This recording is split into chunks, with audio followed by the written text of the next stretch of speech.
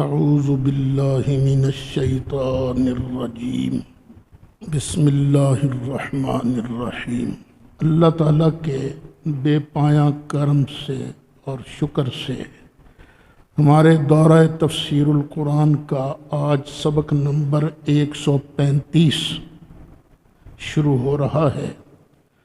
18واں پارہ ہے، سورہ نور کی آیت نمبر 11 سے آج کا سبق شروع ہوگا۔ پہلے میں ان آیتوں کا مختصر سا شان نزول بیان کروں گا، پھر اس پورے رکوع کا ترجمہ کروں گا،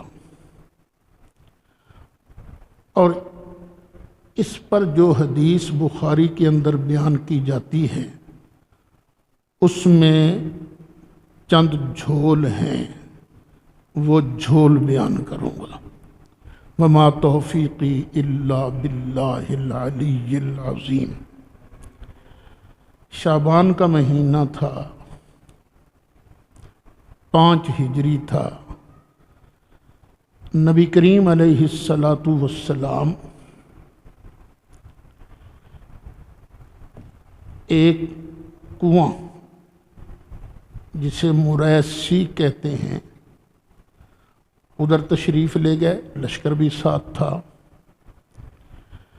برادری تھی وہاں بنو مستلق، ان کی آبادی کے پاس، اور سرکار کا طریقہ مبارکہ یہ تھا کہ جب بھی جانا ہوتا تو وہ ازواج مطہرات میں قرہ اندازی کر کے کسی حرم محترم کو اپنے ساتھ لے جاتے۔ یہ قرہ حضرت سیدہ طیبہ طاہرہ حضرت عائشہ صدیقہ بنت صدیق رضی اللہ عنہما ان کے نام نکلا۔ جب واپس آنے لگے تو پچھلا پیر تھا رات کا۔ حضرت عائشہ صدیقہ رفع حاجت کے لیے باہر گئیں، اور وہاں جب گئیں تو ان کا ہار ٹوٹ گیا۔ وہ ہار تلاش کرتی رہیں، جب ہار ملا تب واپس آئیں، لیکن جب آئیں تو کیا دیکھا کہ سارا لشکر، سارا قافلہ جا چکا ہے۔ تو حضرت ام المومنین نے خیال فرمایا کہ میں یہیں بیٹھ جاتی ہوں، کوئی نہ کوئی تو آئے گا مجھے لے جائے گا۔ وہیں بیٹھ گئیں اور بیٹھے بیٹھے لیٹ گئیں، آنکھ لگ گئی۔ وہاں اسلامی لشکر کا دستور یہ تھا، ہمیشہ کوئی نہ کوئی آدمی وہ بعد میں آتا تاکہ کسی کا کوئی سامان اگر رہ گیا ہو تو وہ اسے اٹھا لائے۔ اب ڈیوٹی تھی ایک صحابی جن کا نام ہے صفوان بن معطل، ان کی ڈیوٹی تھی۔ وہ اونٹ لے کے آئے تو دیکھا کہ کوئی پڑا ہوا ہے، قریب آئے تو دیکھا ام المومنین ہے۔ پردے کا حکم نازل ہونے سے پہلے یہ حضرت صفوان ام المومنین کو دیکھ چکے تھے، پہچان لیا تو زور سے کہا انا للہ و انا الیہ راجعون۔ یہ لفظ کہے حضرت ام المومنین اٹھ بیٹھیں، پردہ کر لیا۔ تو حضرت صفوان نے اونٹ بٹھایا، حضرت ام المومنین اونٹ پر بیٹھی، اور صفوان آگے آگے اور حضرت ام المومنین یہ اونٹ پر تشریف فرما ہے، مدینہ شریف پہنچ گئے۔ جب پہنچ گئے تو بعد میں جو منافقوں کا سردار تھا عبداللہ بن ابی، اس نے اور اس کے چیلوں چانٹوں نے پروپیگنڈا شروع کر دیا کہ یہ عائشہ اب پاک دامن نہیں رہی، اور خوب اس کا پروپیگنڈا کیا۔ پھر آخر وحی نازل ہوئی تو وحی نے حضرت ام المومنین کی برات کا اظہار کیا۔ کتنا شرف ہے حضرت ام المومنین کے لیے کہ ان کی عظمت کے بیان کے لیے اللہ نے قرآن کی سورہ مبارکہ کی ایک رکوع نازل فرمایا۔ اب ترجمہ سن لیجئے۔ بسم اللہ الرحمن الرحیم ان الذین جاؤوا بالافک، بے شک وہ لوگ جو بڑا بہتان لائے، جنہوں نے بڑا بہتان باندھا، عصبۃ منکم، یہ تم ہی میں سے ایک جتھا ہے، تم ہی میں سے کچھ لوگ ہیں۔ لا تحسبوہ شرا لکم، اس واقعہ افک کو تم اپنے لیے برا مت سمجھو، بل ہوا خیر لکم، بلکہ یہ تمہارے لیے بہتر ہے۔ وہ اس طرح کہ کئی قوانین پہلے نازل نہیں ہوئے تھے، معاشرہ کی بہتری کے لیے وہ قوانین نازل ہو گئے، اور دوسرا حضرت ام المومنین کی عظمت کی آیتیں نازل ہو گئیں، تو یہ تمہارے لیے برا نہیں ہے بلکہ بہتر ہے۔ لِكُلِّ امْرِئٍ مِّنْهُمْ مَا اكْتَسَبَ مِنَ الْإِثْمِ، ان میں سے ہر ایک بندے نے وہی کمایا جو گناہ ہے، جو اس نے کمایا وہی اس کے حصے کا گناہ ہے۔ وَالَّذِي تَوَلَّىٰ كِبْرَهُ، اور جس نے اس کے بڑے حصے کو اٹھایا، مِنْهُمْ، ان میں سے، لَهُ عَذَابٌ عَظِيمٌ، اس کے لیے تو بہت بڑا عذاب ہے۔ لولا اذ سمعتموہ، اچھا چونکہ منافق اور مومن اکٹھے رہتے تھے نا، تو اس لیے عصبۃ منکم کا لفظ آیا ہے۔ لولا اذ سمعتموہ، کیوں ایسے نہیں ہوا؟ جو ہی تم نے اس بات کو سنا، ظن المؤمنون والمؤمنات بانفسہم خیرا، تو کیوں مومن مردوں نے، مومن عورتوں نے اپنوں کے بارے میں نیکی کا گمان کیوں نہیں کیا؟ وَقَالُوا هَذَا إِفْكٌ مُّبِينٌ، اور انہیں کہنا چاہیے تھا یہ کھلم کھلا بہتان ہے۔ پھر لولا جاءوا علیہ بأربعۃ شہداء، یہ الزام لگانے والے 4 گواہ کیوں نہیں لے کر آئے؟ کیوں نہیں 4 چھوڑ، ایک گواہ بھی نہیں تھا، اینی گواہ۔ فَإِذْ لَمْ يَأْتُوا بِالشُّهَدَاء، پھر جب وہ 4 گواہ لے کر نہیں آئے، فَأُولَٰئِكَ عِندَ اللَّهِ هُمُ الْكَاذِبُونَ، تو یہ لوگ اللہ کی بارگاہ میں جھوٹے ہیں۔ یعنی پچھلے سبق میں بیان ہوا نا کہ جو پاک دامن عورتوں پر الزام لگائیں پھر 4 گواہ نہ لائیں، ان کو 80 کوڑے مارو۔ وَلَوْلَا فَضْلُ اللَّهِ عَلَيْكُمْ وَرَحْمَتُهُ، اور اگر نہ ہوتا اللہ کا فضل تم پر اور اس کی رحمت، فی الدنیا والآخرہ، دنیا میں اور آخرت میں، لَمَسَّكُمْ فِي مَا أَفَضْتُمْ فِيهِ، اور جس چرچے میں، جس شور میں تم پڑ گئے تھے نا، تو پھر چھو لیتا تم کو عذاب عظیم، بہت بڑا عذاب۔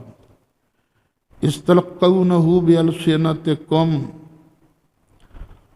جب تم یہ ایک دوسرے سے حاصل کرتے تھے اپنی زبانوں سے، سن کر آگے بیان کرتے تھے، وَتَقُولُونَ بِأَفْوَاهِكُمْ مَا لَيْسَ لَكُمْ بِهِ عِلْمٌ، اور تم کہہ رہے تھے اپنے منہوں سے اس بات کو جس کا تمہیں علم نہیں ہے، وَتَحْسَبُونَهُ هَيِّنًا، اور اسے تم سہل سمجھتے تھے، آسان، تسی انہیں سوکھی گل سمجھتے تھو، وَهُوَ عِندَ اللَّهِ عَظِيمٌ، اور اللہ کی بارگاہ میں تو بہت بڑی بات تھی۔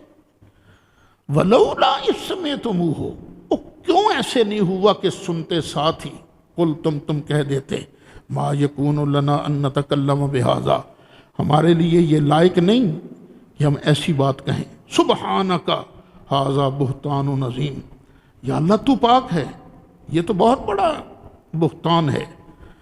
یعظکم اللہ، اللہ تمہیں نصیحت کرتا ہے، ان تعودوا لمثلہ ابدا، کہ کبھی خبردار اس جیسی بات دوبارہ نہ کرنا،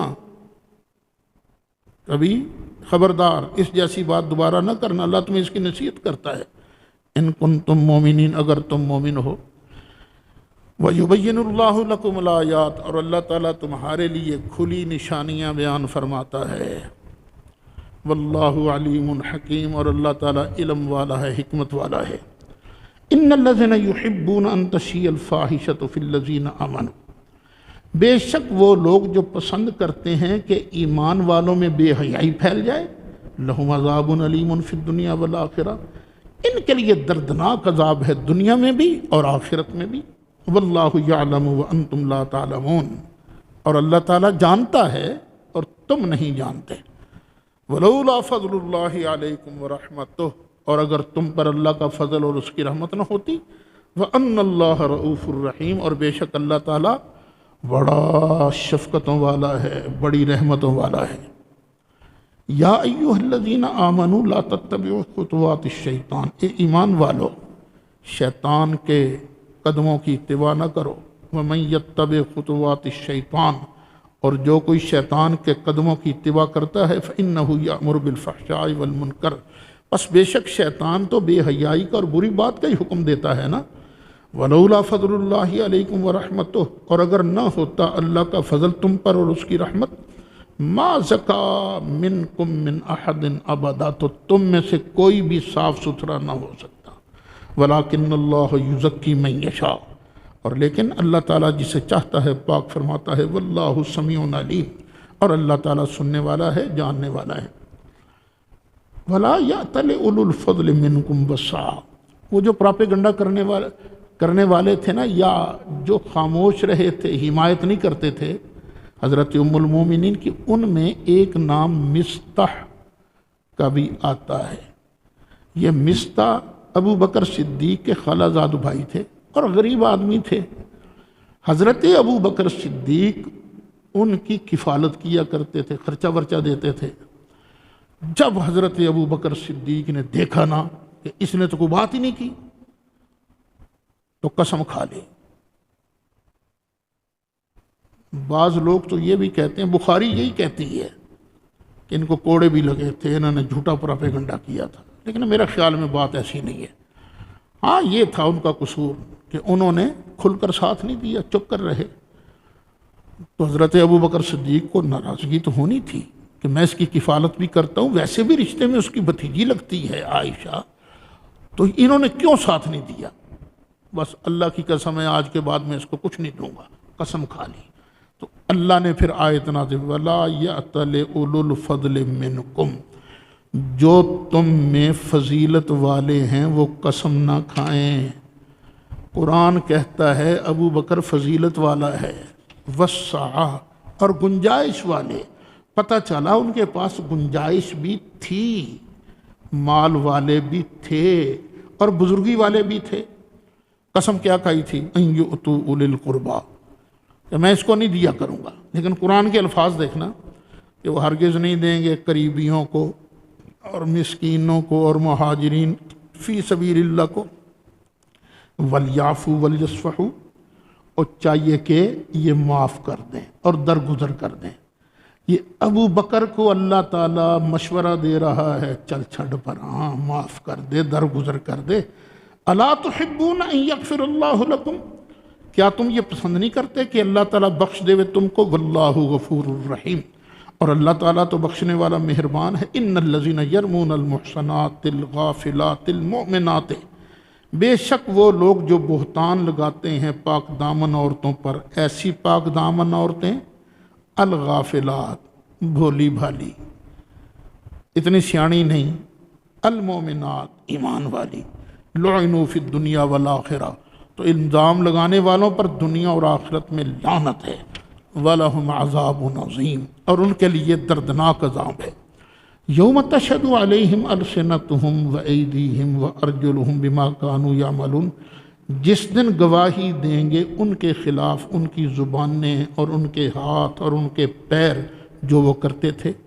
یومئذ یوفیہم اللہ دینہم الحق، اسی دن اللہ تعالیٰ ان کو دیوے گا ان کا سچا بدلہ۔ دین بدلے کے معنی میں بھی آتا ہے نا، مالک یوم الدین، بدلے کے دن کا، تو اللہ تعالیٰ اس دن ان کو سچا بدلہ دے گا۔ وَيَعْلَمُونَ أَنَّ اللَّهَ هُوَ الْحَقُّ الْمُبِينُ، اور وہ جان لیں گے کہ بے شک اللہ تعالیٰ ہی حق ہے، سچ ہے، مبین، صحیح بیان کرنے والا ہے۔ یہ آیت غور سے، الخبیثات للخبیثین، یہ جو گندی باتیں ہیں نا یہ گندوں کے لیے ہیں، والخبیثون للخبیثات، اور گندے لوگ جو ہیں ان کے لیے گندی باتیں ہیں، والطیبات للطیبین، اور ستھری پاکیزہ باتیں پاکوں کے لیے ہیں، والطیبون للطیبات، اور پاک لوگ جو ہیں وہ پاک باتوں کے لیے ہیں، اولئک مبرؤون مما یقولون، جو لوگ یہ کہتے ہیں نا یہ ان سے بری ہیں، لہم مغفرۃ ورزق کریم، ان کے لیے بخشش ہے اور ان کے لیے عزت والی روٹی ہے۔ میں نے ابتدا میں بڑے اختصار کے ساتھ یہ واقعہ افک بیان کیا جس میں جزیات نہیں تھیں، کیونکہ جو جزیات ہیں وہ زہری صاحب نے، یہ جو حضرت صاحب ہیں نا زہری، انہوں نے کوئی ٹکڑا اس صحابی کا گنا، کچھ اس کا، کچھ اس کا، کچھ اس کا، پھر حضرت عائشہ کے نام پر وہ کہانی لگا دی، بعد والوں نے اوروں کے ذمہ بھی لگائی ہے، لیکن ابتدا انہی حضرت صاحب نے کی ہے۔ بجائے اس کے کہ میں اس پر اپنی طرف سے کوئی تبصرہ کروں اس حدیث سے افک پر، یہ میرے ہاتھ میں ہے، ہمارے ہری پور ہزارہ کے ایک بزرگ ہیں جناب قاضی عبد الدائم دائم، انہوں نے اس پر جو کچھ لکھا ہے، جو تضادات بخاری کے اندر موجود ہیں، وہ اتضادات کو انہوں نے اجاگر کیا ہے، جس سے پتہ چلتا ہے کہ بخاری کی یہ روایت قبول کرنے کے لائق نہیں ہے۔ مثلا بخاری شریف کے اندر ہے کہ نبی کریم علیہ السلام نے وحی کے آنے سے پہلے ممبر پر چڑھ کر اعلان فرمایا تھا، فواللہ ما علمت علی اہلی الا خیرا، اللہ کی قسم ہے میں جانتا ہوں میری بیوی عائشہ پاک ہے، صاف ہے۔ ایک طرف یہ بات ہے، اور دوسری طرف بندہ کیا کہہ سکتا ہے؟ حضرت عائشہ صدیقہ اپنے ماں باپ کے گھر میں تھیں، سرکار تشریف لے آئے اور سرکار نے حضرت عائشہ سے کہا کہ اگر تو گناہ میں مبتلا ہو چکی ہے تو توبہ استغفار کر۔ اب دو متضاد باتیں، ایک یہ ہے کہ قسم کھا کے فرمایا، قسم کھا کے کہ میں جانتا ہوں میری بیوی پاک ہے اور صاف ہے، اور پھر حضرت عائشہ کے دل کو تکلیف پہنچائی جا رہی ہے یہ کہہ کر کہ اگر تو گناہ میں مبتلا ہو چکی ہے تو توبہ استغفار کر۔ اچھا یہ جو ہے نا، ان کنت الممت بذنب فاستغفر اللہ وتوبی الیہ، اس میں تو لفظ ہے گناہ میں مبتلا ہونے کا، لیکن کون سا گناہ یہ نہیں واضح، لیکن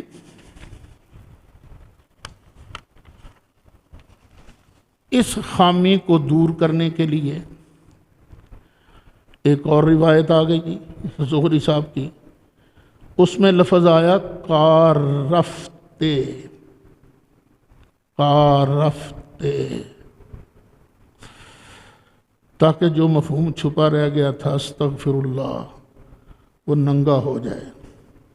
یا تو نبی کی پہلی قسم غلط ہے یا نبی کا یہ فرمانا یہ غلط ہے، اور تم تو نبوت پر سیدھا سیدھا ڈاکہ مارتے ہو، کہانیاں بیان کرتے ہو، اس لیے مجھے شک ہے زہری پر، وہ ایسی باتیں کرتا ہے جس سے صحابہ کرام کا دامن داغدار ہو، اور وہ صحابہ کرام کا دامن داغدار ہوتے ہوتے نبوت کا دامن داغدار کر جاتا ہے۔ اب یہ دونوں باتیں کیسے صحیح ثابت ہوں گی؟ اچھا، پھر یہ بات کہ عائشہ گناہ کر چکی ہیں، یہ شک سرکار کے دل میں اس قدر زور پکڑ گیا، حالانکہ بات ہی کوئی نہیں ادھر، یعنی میدان میں کوئی بات نہیں، لیکن زوری صاحب بیان کر رہے ہیں کہ نبی کریم علیہ السلام نے مشورہ شروع کر دیا کہ میں عائشہ کو رکھوں یا طلاق دے دوں۔ اور بیوی کے لیے، عائشہ جیسی بیوی کے لیے طلاق کا مشورہ ہو کس سے رہا ہے؟ 13 سال کا بچہ اسامہ، او بھلا میں 13 سال کے بچے سے ایسا مشورہ کر سکتا ہوں؟ حضرت اسامہ سے مشورہ کیا جناب، یا حضرت علی سے مشورہ کیا؟ چلو حضرت علی والی بات تو سمجھ میں آتی ہے، یہ اسامہ والی بات کیسے سمجھ میں آئے گی؟ اچھا، اب جو جواب ہے وہ اسامہ کا جواب بہتر ہے، اور جو جواب مولا علی کی طرف منسوب کیا گیا ہے اس کا تصور بھی نہیں کیا جا سکتا کہ علی جیسا بندہ یہ جواب دے گا۔ اسامہ نے کہا یا رسول اللہ صلی اللہ علیہ وسلم، یہ عائشہ تو ٹھیک ہے، آپ ایسے کریں، جو گھر کی خادمہ ہے نا بریرہ، اس سے مشورہ کر لیں۔ اور حضرت بریرہ نے ٹھوک ٹھاک کے حضرت عائشہ کی پاکی بیان کی، طہارت بیان کی، اسامہ نے بھی طہارت بیان کی، اور حضرت علی نے کیا جواب دیا؟ جو لکھا ہوا ہے، حالانکہ حقیقت کچھ بھی نہیں ہے، یا رسول اللہ تواڈے واسطے بڑیاں تھوڑیاں نے، اے نہیں تے ہور صحیح۔ اب کیا اس طرح کا جواب باب و مدینہ العلم دے سکتا ہے؟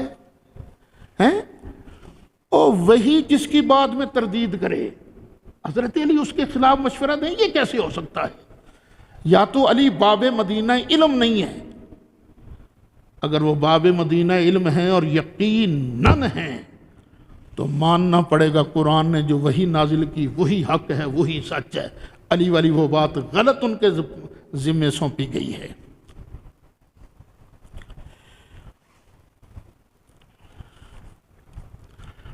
اچھا، یہ مشورہ وغیرہ یہ بھی بس دکھاوے کے لیے لگتا ہے، وگرنہ بخاری کے اندر جو روایت ہے کہ نبی کریم علیہ السلام کو حضرت عائشہ صدیقہ کے ابا جی کو، حضرت ابو بکر صدیق کو، اور حضرت عائشہ صدیقہ کی امی حضرت ام رومان کو، ان کو پورا یقین تھا کہ عائشہ گناہ کر چکی ہیں۔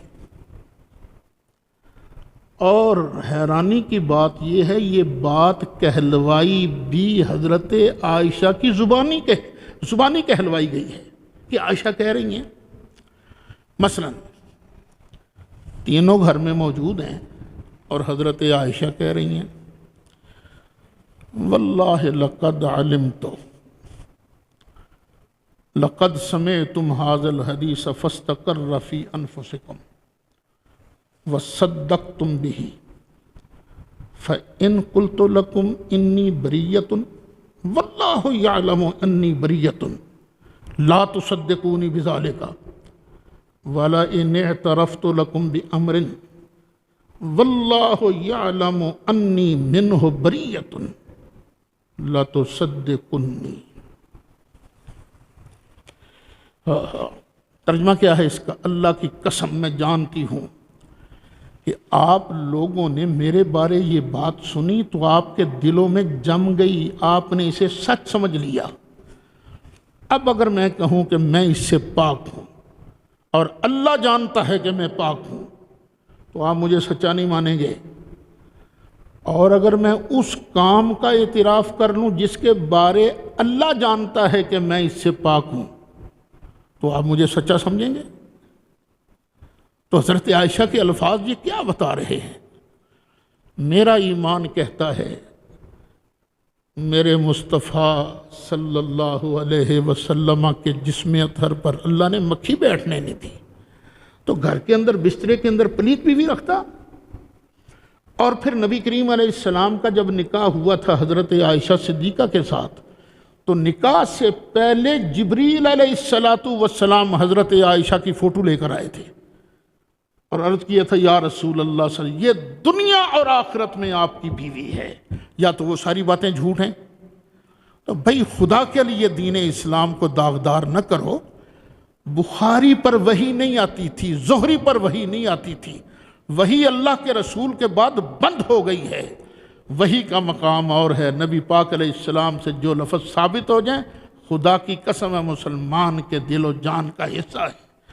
لیکن ہر وہ بات جو بعد میں آنے والا کوئی گھڑ کے بنا کے رکھ دے، وہ ہمارے لیے قابل قبول نہیں ہے۔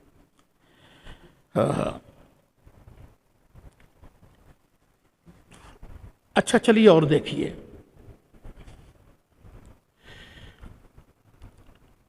یہ فنکار جس نے یہ روایت تیار کی ہے نا، اس نے کس کس پر وار کیا ہے؟ تینوں کے اکٹھے ہونے سے پہلے حضرت عائشہ اپنی امی جان کے پاس گئیں، تو امی جان نے اس واقعہ کا ذمہ دار کن کو ٹھہرایا؟ سوکڑوں کو، اور کہا بیٹی فکر نہ کر، جس آدمی کی کئی بیویاں ہونا اور ایک بیوی سب سے زیادہ خوبصورت ہو، تو باقی کی عورتیں جو ہیں نا وہ برداشت نہیں کر سکتی، وہ برداشت نہیں کر سکتی۔ اور اس میں زیادہ نام آتا ہے حضرت زینب رضی اللہ عنہا کا، اور وہی حضرت عائشہ فرماتی ہیں کہ میری ٹکر لیتی تھی، ہوتا ہے نا سونکڑوں کے اندر، لیکن حضرت زینب بھی حضرت عائشہ کی پاک دامنی بیان کرتی ہیں، کہتی ہیں نہیں عائشہ ایسی نہیں ہے۔ تو اب حضرت ام رومان نے حضرت عائشہ کی امی جان نے ملزم کن کو بنایا؟ یہ کس نے افواہ گھڑی ہے؟ یہ کس نے بات کی ہے؟ سونکڑوں نے۔ یہ سونکڑیں کون ہیں؟ یہ سونکڑیں نبی کریم علیہ السلام کی بیویاں ہیں، ہم مومنوں کی مائیں ہیں۔ یعنی ایک نہیں، ہر طرف سے اس نے وار کیا ہے تاکہ اسلام کی جڑوں کو کاٹ کے رکھ دیا جائے۔ جو بندہ اس حدیث افق پر اعتبار کرتا ہے بالکل من وعن، وہ پھر مصطفیٰ علیہ السلام کی نبوت کی صفائی نہیں دے سکتا۔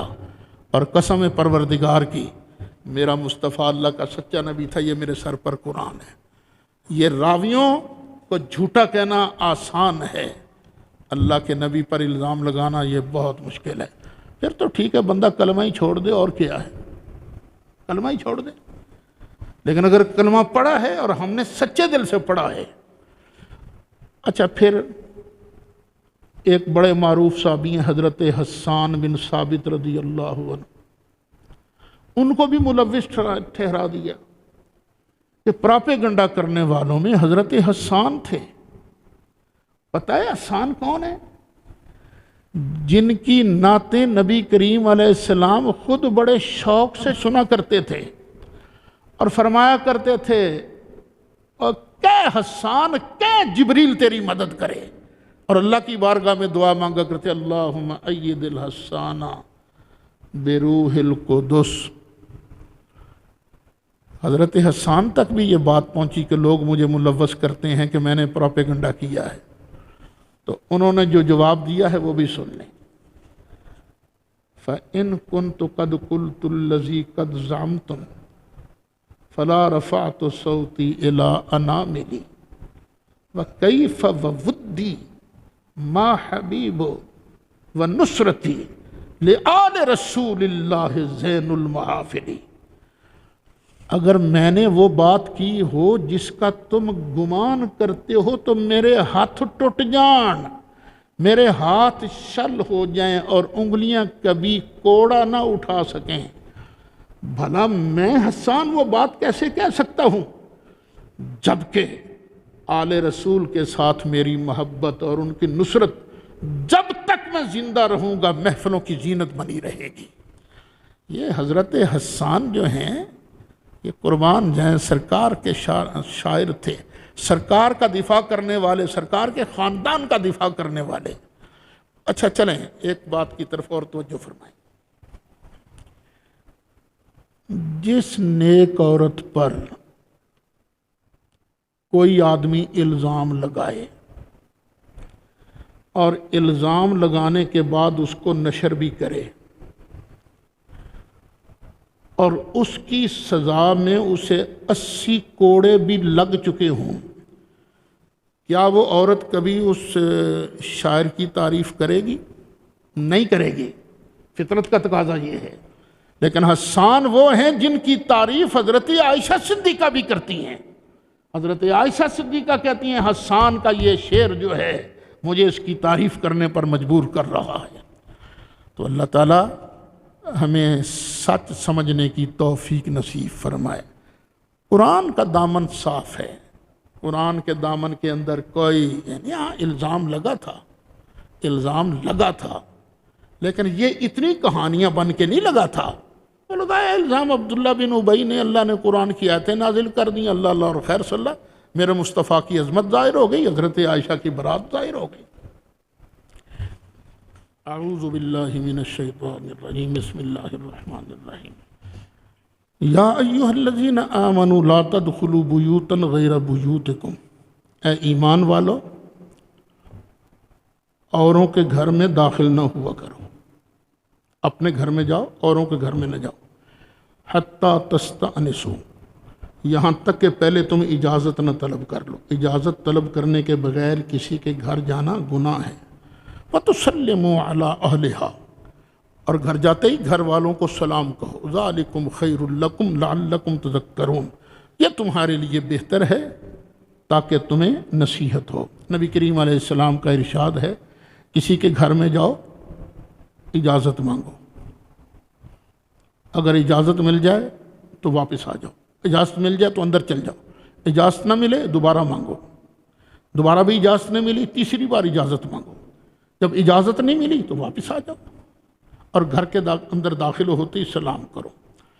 فَإِن لَّمْ تَجِدُوا فِيهَا أَحَدًا، پھر اگر تم گھر میں کسی کو نہ پاؤ، فَلَا تَدْخُلُوهَا حَتَّى يُؤْذَنَ لَكُمْ، تو اتنی دیر تک گھر میں داخل نہیں ہونا جب تک تمہیں اجازت نہ ملے۔ وَإِن قِيلَ لَكُمُ ارْجِعُوا فَارْجِعُوا هُوَ أَزْكَىٰ لَكُمْ، اگر تمہیں کہا جائے کہ واپس چلے جاؤ تو ضد نہ کرنا، ہو سکتا ہے اندر کو مصروف ہو، فَارْجِعُوا تو واپس آ جاؤ، هُوَ أَزْكَىٰ لَكُمْ یہی تمہارے لیے بہتر ہے، وَاللَّهُ بِمَا تَعْمَلُونَ عَلِيمٌ، اور اللہ تعالیٰ جو تم کرتے ہو اس کو جانتا ہے۔ لَيْسَ عَلَيْكُمْ جُنَاحٌ أَن تَدْخُلُوا بُيُوتًا غَيْرَ مَسْكُونَةٍ، نہیں ہے تم پر کوئی گناہ کہ تم داخل ہو جاؤ ان گھروں میں جن میں رہتا کوئی نہیں، فیہا متاع لکم، جس میں تمہارا سامان ہے، یعنی یہ مارکیٹیں، یہاں رہائش نہیں ہوتی کسی کی، تو یہاں تم جا سکتے ہو، مارکیٹیں ہیں، دکان ہیں، سامان ہے، تم جاؤ گے سامان لے لو گے۔ واللہ یعلم ما تبدون وما تکتمون، اور اللہ خوب جانتا ہے جو تم ظاہر کرتے ہو جو تم چھپاتے ہو۔ قل للمؤمنین یغضوا من ابصارہم، محبوب فرما دیجئے مومنوں کو کہ اپنی نگاہیں جھکا کر رکھیں، بازار میں بھی جاؤ تو نگاہیں جھکا کے رکھو، ویسے بھی عینی عورتیں آ رہی ہیں تو آنکھیں پھاڑ پھاڑ کے دیکھو، نہیں، نگاہیں جھکا کے رکھو۔ وَيَحْفَظُوا فُرُوجَهُمْ، اور اپنی شرمگاہوں کی حفاظت کریں۔ ذَلِكَ أَزْكَىٰ لَهُمْ، یہ ان ایمان والوں کے لیے زیادہ ستھرا ہے۔ إِنَّ اللَّهَ خَبِيرٌ بِمَا يَصْنَعُونَ، بے شک اللہ کو پتہ ہے جو یہ کرتے ہیں۔ وَقُلْ لِلْمُؤْمِنَاتِ يَغْضُضْنَ مِنْ أَبْصَارِهِنَّ، اور کہہ دیجئے مومن عورتوں کو کہ اپنی نگاہیں جھکا کے رکھیں، وَيَحْفَظْنَ فُرُوجَهُنَّ، اور اپنی شرمگاہوں کی حفاظت کریں، وَلَا يُبْدِينَ زِينَتَهُنَّ، اور نہ ظاہر کریں اپنی زینت کو، إِلَّا مَا ظَهَرَ مِنْهَا، مگر وہ چیز جو خود بخود ظاہر ہوتی ہے، مثلا ہاتھ ظاہر ہو گئے، پاؤں ظاہر ہو گئے۔ وَلْيَضْرِبْنَ بِخُمُرِهِنَّ عَلَىٰ جُيُوبِهِنَّ، اور ان کو چاہیے کہ اپنی اوڑھنیاں جو ہیں دوپٹے اپنے سینوں پر لٹکا کے رکھیں۔ وَلَا يُبْدِينَ زِينَتَهُنَّ، اور اپنی زینت کو ظاہر نہ کریں، إِلَّا لِبُعُولَتِهِنَّ، ہاں اپنے خامدوں پر ظاہر کر سکتی ہیں، او آبائہن، یا اپنے باپوں پر، او آباء بعولتہن، یا اپنے سسروں پر، خامدوں کے باپوں پر، او ابنائہن، یا اپنے بیٹوں پر، او ابناء بعولتہن، یا اپنے شوہروں کے بیٹوں پر، او اخوانہن، یا اپنے بھائیوں پر، او بنی اخوانہن، یا اپنے بھائیوں کے بیٹوں پر یعنی بھتیجوں پر، او بنی اخواتہن، یا اپنی بہنوں کے بیٹوں پر یعنی بھانجوں پر، او نسائہن، یا اپنی عورتوں پر، یہ جو اپنی عورتیں ہیں نا اپنی دین والی ان پر، او ما ملکت ایمانہن، کافر عورتوں کے سامنے نہیں، اپنے دین والی عورتیں، او ما ملکت ایمانہن، یا وہ جن کے تمہارے دائیں ہاتھ مالک ہیں، تمہاری لونڈیاں، او التابعین غیر اولی الارباع، یا تمہارے نوکر، شرط یہ ہے کہ وہ شہوت والے نہ ہوں، مردوں میں سے، من الرجال، مردوں میں سے، او الطفل الذین، یا وہ لڑکے، لم یظہروا علی عورات النساء، کہ نہیں ظاہر ہوا ان پر عورتوں کے پردے والی چیزیں، ان پر ظاہر، انہیں پتہ ہی نہیں ابھی لڑکے ہیں، چھوٹے ہیں، ولا یضربن بارجلہن، اور نہ وہ زور سے اپنا پاؤں زمین پر ماریں، لیعلم ما یخفین، تاکہ لگ پتہ جائے جو وہ چھپا رکھا ہے، من زینتہن، انہوں نے اپنی زینت سے، تو کہیں زور سے پاؤں نہ مارے کہ کنگرو شگرو وجدے ہوں۔ وَتُوبُوا إِلَى اللَّهِ جَمِيعًا أَيُّهَا الْمُؤْمِنُونَ، اے مومنو سارے کے سارے اللہ کی طرف توبہ کرو، لعلکم تفلحون، تاکہ تم کامیاب ہو جاؤ۔ وَأَنكِحُوا الْأَيَامَ مِنكُمْ وَالصَّالِحِينَ مِنْ عِبَادِكُمْ وَإِمَائِكُمْ، اور نکاح کرو جو تم میں نادار ہیں، غریب ہے نا جو تم میں، تم ان کے نکاح کرو، والصالحین، اور نیکوں کے بھی نکاح کرو، من عبادکم، اپنے غلاموں میں جو تمہارے نیک بندے ہیں نا ان کے بھی نکاح کرو، وَإِمَائِكُمْ، اور اپنی لونڈیوں کے بھی نکاح کرو۔ اب صاف لفظ آیا ہے من عبادکم، یعنی انسانوں کے بھی عبد ہوتے ہیں، عبد کہتے ہیں غلام کو۔ تو ہمارے ہاں اہل سنت کے ہاں یہ رواج ہے، اپنا نام رکھ لیتے ہیں عبد المصطفیٰ، یعنی مصطفیٰ کا غلام، عبد المرتضیٰ، مرتضیٰ کا غلام، غلام کے معنی میں۔ لیکن وہابیہ بڑا ضد کرتے ہیں اس پر، اب تو کہتے ہیں عبادت کرنے والے کو، بھئی عبادت کرنے والے کو بھی کہتے ہیں اور غلام کو بھی کہتے ہیں۔ یہ دیکھو قرآن پاک ہے، 18واں پارہ ہے، سورہ نور ہے، آیت نمبر 32 ہے۔ جب اللہ من عبادکم کہہ سکتا ہے تو میں اور تم بھی کہ اے ساڈا بندہ ہے جی، کیا مطلب؟ اپنے مطلب کا آدمی ہے نا۔ ان یکونوا فقراء یغنہم اللہ من فضلہ، اگر یہ ہوں گے فقیر تو اللہ ان کو اپنے فضل سے غنی کر دے گا، واللہ واسع علیم، اور اللہ تعالیٰ بڑے وسعت والا ہے، علم والا ہے۔ وَلْيَسْتَعْفِفِ الَّذِينَ لَا يَجِدُونَ نِكَاحًا، اور چاہیے کہ پاک دامن رہیں وہ لوگ لا یجدون نکاحا، جو نکاح نہیں کر سکتے، جن کے پاس نکاح کرنے کی طاقت نہیں ہے، پاک دامن رہیں، حتی یغنیہم اللہ من فضلہ، یہاں تک کہ اللہ اپنے فضل سے ان کو غنی کر دے۔ والذین یبتغون الکتاب مما ملکت ایمانکم، تمہارے پاس کچھ لونڈیاں ہیں، غلام ہیں، وہ تمہارے ساتھ لکھت پڑھت کرنا چاہتی ہیں کہ کتابت ہو جائے کہ میں اتنے پیسے جب دے دوں گا کما کے تو مجھے آزاد کر دینا، اگر وہ کتابت کرنا چاہیں۔ والذین یبتغون الکتاب، وہ لوگ جو چاہتے ہیں کتاب کو، لکھنے کو چاہتے ہیں، مما ملکت ایمانکم، ان میں سے کہ تمہارے دائیں ہاتھ جن کے مالک ہیں، فَقَاتِبُوهُمْ، تم پھر ان کو لکھ دو، ان عَلِمْتُمْ فِيهِمْ خَيْرًا، اگر تم ان میں بہتری چاہتے ہو۔ پھر ظاہر ہے ان کو مال چاہیے، وَآتُوهُم مِّن مَّالِ اللَّهِ، اور ان کو دو اللہ کا مال، الَّذِي آتَاكُم، جس نے تم کو دیا ہے اسی کا مال ان کو بھی دو، وَلَا تُكْرِهُوا فَتَيَاتِكُمْ عَلَى الْبِغَاءِ، اور مت مجبور کرو اپنی لونڈیوں کو زنا پر، ان اردنا تحسنا، اگر وہ بچنا چاہیں تو مجبور نہ کرو انہیں، لِتَبْتَغُوا عَرَضَ الْحَيَاةِ الدُّنْيَا، تاکہ تم دنیا کی زندگی کا مال چاہو۔ یہ کتنی بری بات ہے۔ وَمَن يُكْرِهُنَّ، اور جو ان کو مجبور کرے گا، فَإِنَّ اللَّهَ مِن بَعْدِ إِكْرَاهِهِنَّ غَفُورٌ رَحِيمٌ، تو بے شک اللہ تعالیٰ ان کو مجبوری کے بعد بخشنے والا مہربان ہے۔ جس کو مجبور کیا گیا، جس عورت کو بغاوت زنا پر، تو اللہ بخشنے والا ہے اسے۔ وَلَقَدْ أَنزَلْنَا إِلَيْكُمْ آيَاتٍ مُبَيِّنَاتٍ، اور بے شک ہم نے اتاری ہے تم پر آیتیں روشن، وَمَثَلًا مِّنَ الَّذِينَ خَلَوْا مِن قَبْلِكُمْ، اور کچھ حالات ان لوگوں کے بھی جو تم سے پہلے گزرے ہیں وہ بھی ہم نے بیان کی ہیں، وَمَوْعِظَةً لِّلْمُتَّقِينَ، اور پرہیزگاروں کے لیے نصیحت بیان کی ہے۔ دھیان سے سننا، اللہ نور السماوات والارض، اللہ ہی روشن کرنے والا ہے آسمانوں کو اور زمین کو۔ نور جو ہے منور کے معنی میں بھی آتا ہے۔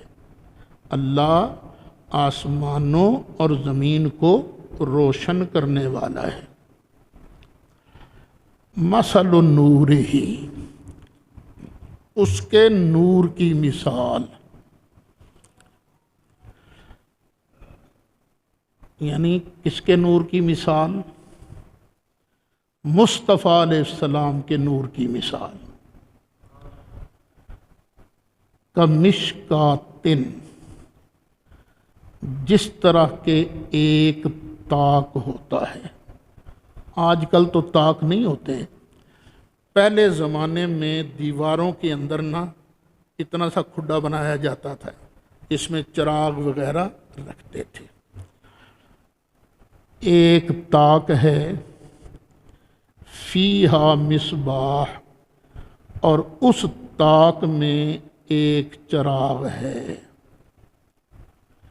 اور وہ چراغ جو ہے المصباح فی زجاجہ، اور وہ چراغ جو ہے وہ فانوس کے اندر ہے، شیشے کے اندر ہے۔ چراغ کے اوپر کیا ہے؟ شیشے کا فانوس۔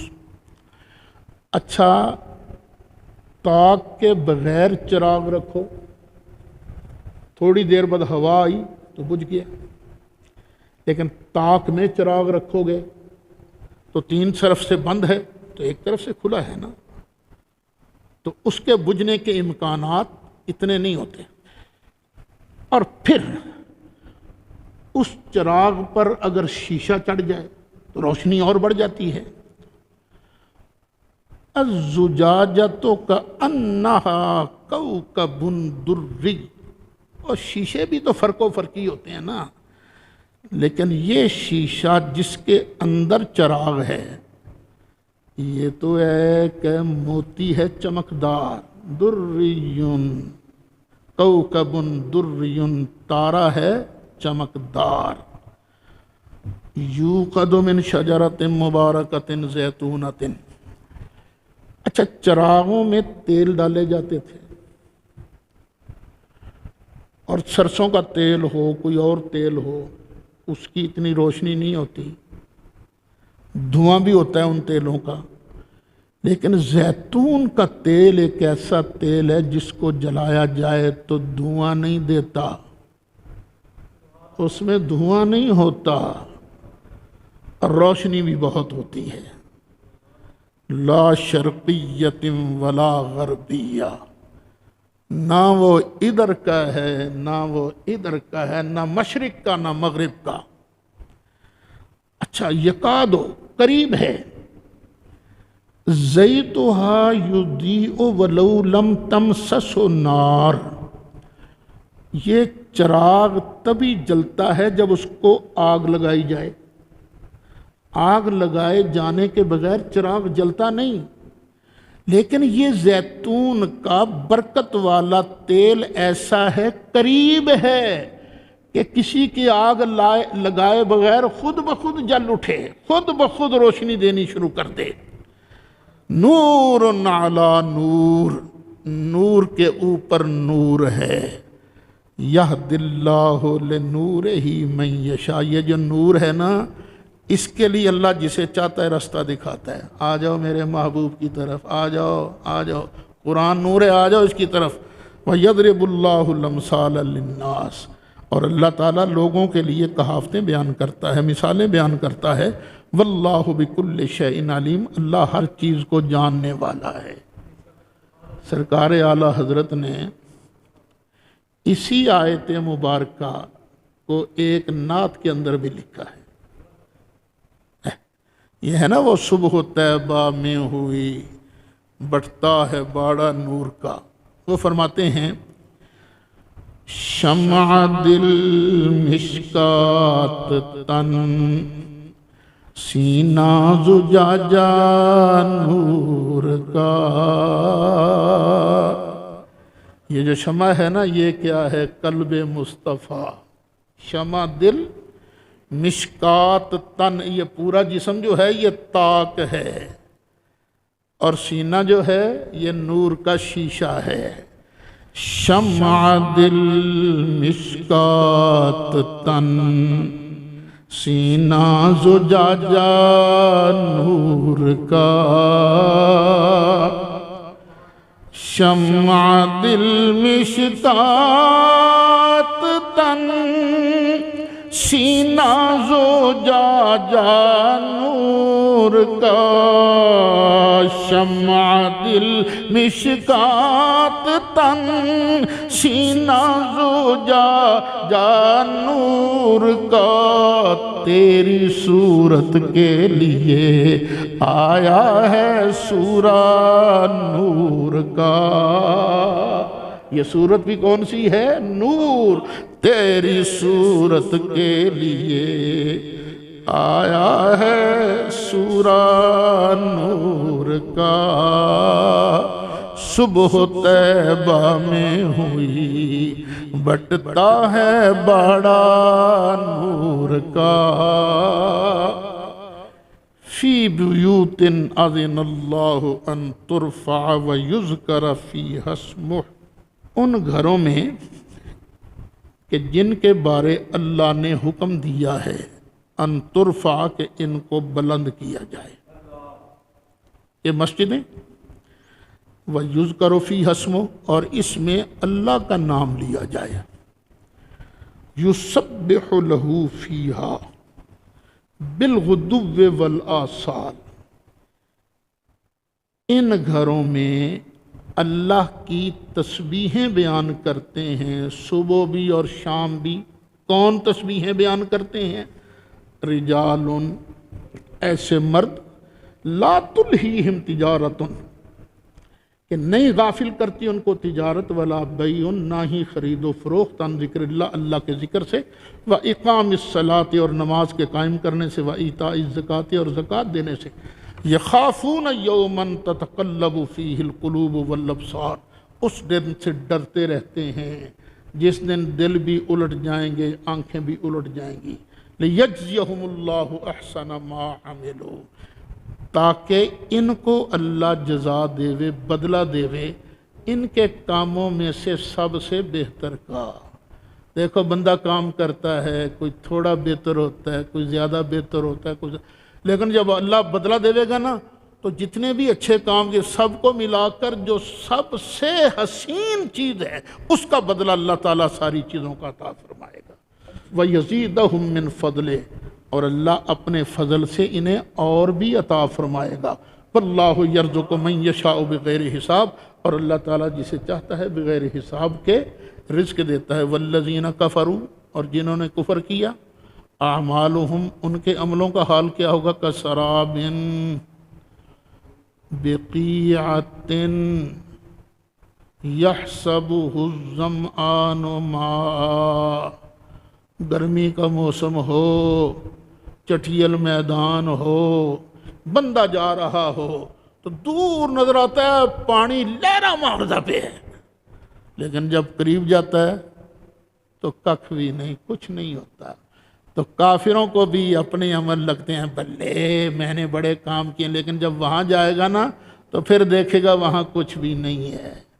یحسبہ الظمآن ماء، پیاسا خیال کرتا ہے اسے پانی، حتی اذا جاءہ، یہاں تک کہ جب آتا ہے اس سراب کے پاس، لم یجدہ شیئا، اسے کچھ بھی نہیں پاتا، ووجد اللہ عندہ، اور اللہ کو آگے پاتا ہے، اللہ سامنے ہے، فوفاہ حسابا، تو اللہ پھر اس کا حساب پورا کرے گا، واللہ سریع الحساب، اور اللہ تعالیٰ جلد حساب لینے والا ہے۔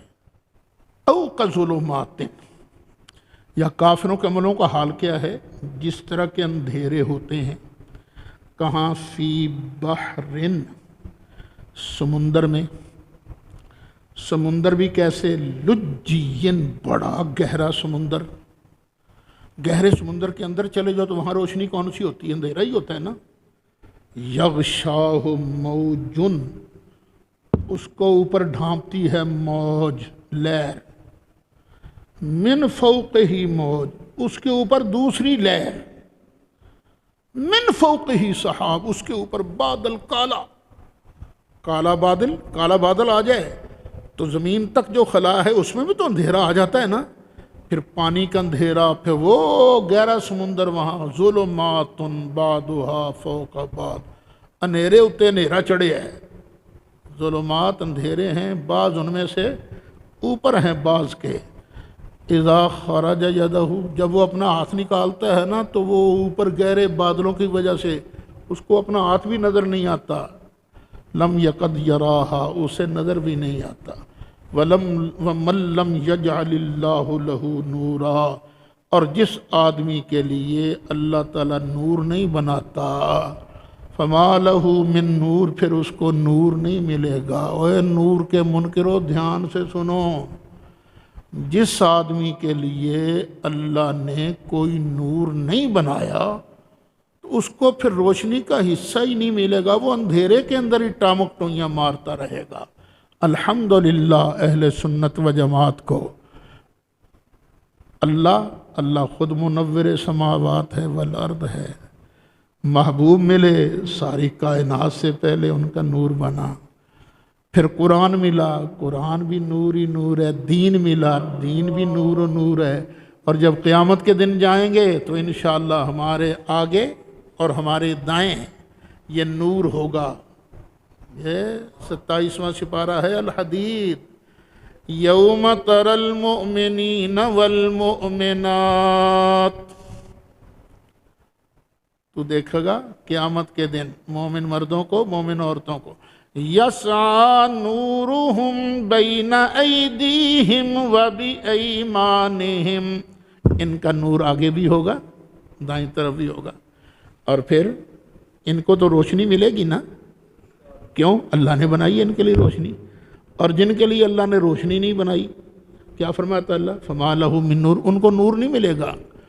یوم یقول المنافقون والمنافقات، قیامت کے دن منافق مرد، منافق بیویاں ترلا کریں گی، کن کا؟ للذین آمنوا، ایمان والوں کا، کیا کہیں گے؟